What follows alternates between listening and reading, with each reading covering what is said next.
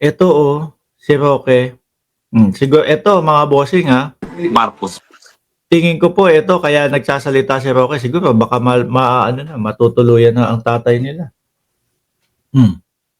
May banta na si Roque dito. Nagbabanta na ho, mga kababayan. Roque, binantaan si PBBM kung mategi si Digong sa dahig. Magdasal ka tapos na ang iyong pamilya. Nagbabanta na. Mga boss, si Roque. Ako, mga kababayan, eto, good news naman sa inyo to mga DDS. Bakit good news?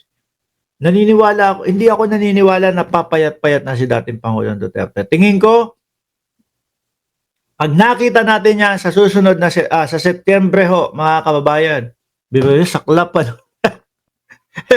every 6 months nyo na lang nakikita si Tatay Digong. Mas maigi pa yung mga OFW.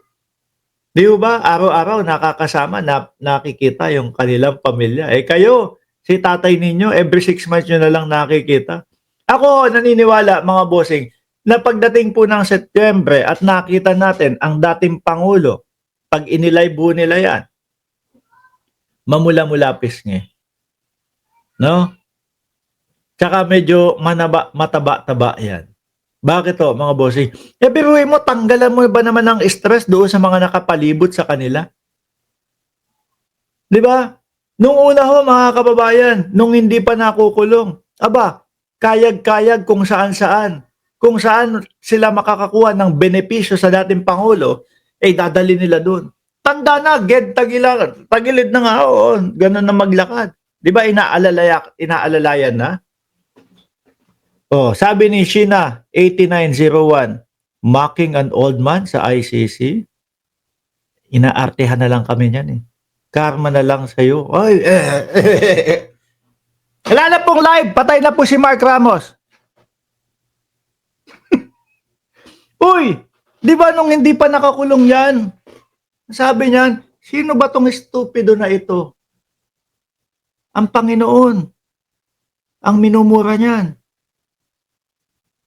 Bakit ba traffic? 5 oras na tayo dito. Andiyan po ang Pope. Sabihin ko sa Pope na yan, PI siya, umuwi na siya. Bumabalik ba sa inyo agad? Mocking an old man in ICC, karma na lang. Patay na. Mauuna ba ako o mauuna siya? Mas kakarmahin ba ako o mas kakarmahin siya? Sa tingin ninyo, naniniwala kayo sa karma. Di ba? Naniniwala kayo sa karma. Yung murahin, yung Panginoon, walang karma yun sa inyo, mga DDS. Uy, walang karma yun. Bakit? Exempted yan. Duterte yan. Si Digong yan Tama ba? Sakit naman. No? Nag-wish ka ng karma sa akin, bumalik agad sa tatay mo. Totoo. Di ba? Mocking an old man in ICC. Karma na lang ang balik sa'yo. Panginoon, minura ho kayo nung nasa ICC. Tatanggapin niyo po ba dyan? Yung mga DDS po, ipinagdadasal sa inyo na sana makalabas na po yung nagmura sa inyo at yung nagmura doon sa mensahero ninyo sa Pope. Tatanggapin niyo po ba yan? Palalabasin niyo po ba? Tutulungan niyo po ba? Wala na. Di na tuloy nagkomento. Nasaan na? Soplak. Wala na, soplak na. Ayan ang sinasabi ko sa inyo. Kaya hindi ako sumasagot sa mga DDS. Nawawalan tayo ng kakwentuhan. Ito muna, si Roque muna. Kala ng mga Marcoses, dahil pinakulong nila si Tatay Digong, magtatagumpay sila sa kanila. Ito na naman to si Bakla. Sorry Roque, hindi ka bakla, no? Mahilig ka lang magpa-topless ng kapwa natin Pilipino, no? Ito na naman, mga kababayan, yung naratibo nila na ang Pangulong Marcos ang nagpakulong, na ipinakidnap ng gobyerno ni Marcos. Lalong hindi mabibigyan ng interim release ang inyong tatay dahil diyan sa mga pinagsasabi ninyo. No, ang hindi nyo paggalang sa ICC ang magiging dahilan para sabihin ng ICC, naku po, kapag ka pinagbigyan namin ng interim release nito, mas lalo kami babastusin nito. Baka paglabas nito, sabihin sa amin, wala, hindi naman namin nirerespeto ang inyong pagkaka-aresto dito No? Kinidnap nyo lang to Lalong hindi mapagbibigyan ng ICC yan. Maniwala kayo. Nilang kagustuhan na manatili sa pwesto forever. Marcos Part 2, Marcos forever. Oo. Paano kapag ka nangyari ho yun, mga bossing? Roque, forever tago na din. Pero hoy, Junior, Sabi ni Leng Guade, wetfo. Mark, mag-ingat ka kay Roque. Manyuyu pa.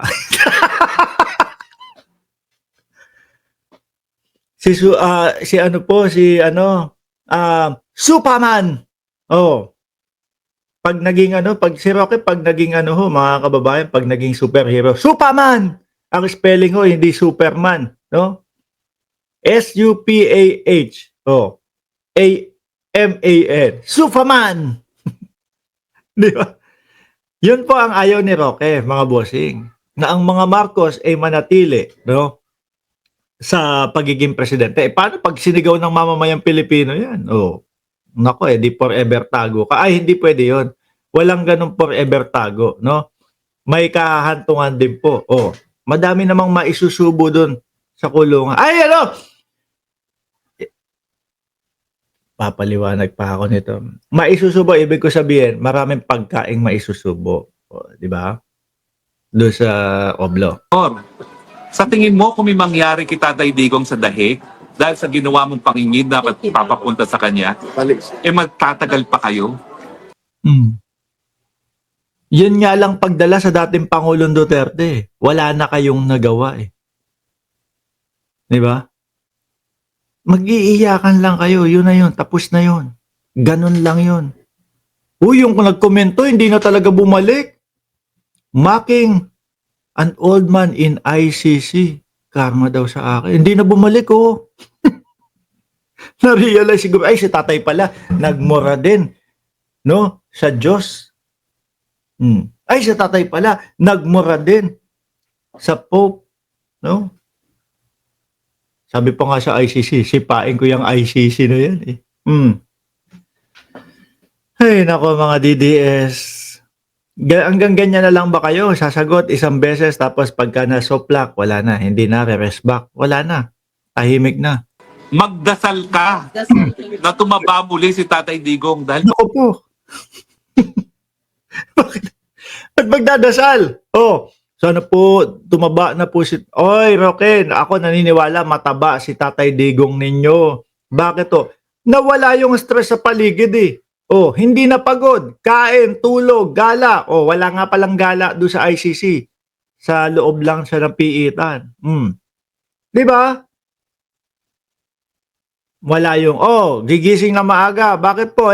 Kasi pupunta tayo doon. Mangangampanya tayo. Wala nang ganun kay dating Pangulong Duterte. Pagkakain, tulog. Kain, tulog. Kain, tulog. Di ba, mga bossing? At sariwa pa ang hangin doon, ha? May pahanginan sila doon. Di ba? siya'y patuloy na pumayat at may mangyari sa kanya. Tapos na ang inyong pamilya. Parang ikaw, papayat ka ng papayat. Tapos ka na din. Kung nung una, kayo'y nakapunta pa ng Hawaii, baka hindi na kayo makaalis ng Pilipinas. Ang hindi ko maintindihan dito kay Roque, kung ano yung pinagmamalaki niya na kumbaga supporter nila. Wala na Nadala nga ang dating Pangulong Duterte doon sa dahig, mga bossing. Wala silang nagawa kundi mag-iyakan lang po. Diba? Kung sakali man abutan si dating Pangulong Duterte diyan sa ICC, mag-iiyakan lang din kayo. Iuuwi ang dating Pangulong Duterte. Tapos, pero yung sinasabi ninyo, nalalabas ang sambayan ng Pilipino, Wala nga, ang tagal-tagal, ang haba-haba ng panahon ninyo. Puro kayo EDSA, EDSA, EDSA, hanggang sa nagkanakawan na daw po ng pera doon sa EDSA. Nag-away-away na sila. Hindi makabuo ng miski 100. Pumunta din doon si Roque sa EDSA. Di ba? May bitbit, 30 katao. Hindi pa sabay-sabay. Ang sabi, ang laban ng mga bakla, laban ng kabadingan. Ay, hindi. Sorry, hindi. Ang laban daw ng kasamaan ay laban ng mga kadiliman. Hindi pa sabay-sabay mga nagsalita. Di ba, Gigi May at Leo Glenn Tumala at Romy Escalera Brothers, Esperanza Gregorio? Tabingi na mukha ni Akla. Ngat-ngat pa ng ngat-ngat. At magharumintado na ang Pilipino. Hindi ko sinasabi na gawin niya ng ating mga kapwa Pilipino. Ay, natakot na. Natakot na. Paano ho, mga kababayan? Di ba, nung inaresto ang dating Pangulong Duterte, ito si Roque nagsalita, tsaka si Marlica, maglabasan kayo! Magsilabasan kayo! No? Sabi po ng director ng NBI, mga bossing, na si Jaime Santiago, hindi ko alam kung ano yung mga pinagsisisigaw na kabaklaan niyang si Roque. Ay, sorry, kabalbalan pala. So, sabi ni Jaime Santiago, kung ano-ano pong kabalbalan ang pinagsisisigaw ni Roque. Pinapalabas ang taong bayan. Ngayon, natakot na. Biglang meron na, hindi ko po pinapalabas na sinasabing gawin nyo yan. Pero, hindi imposible yan. Patuhin na kayo ng mga taong bayan. Pag minangyari kay Tatay Digong dito sa dahig, Diyos ko po. mali kayo.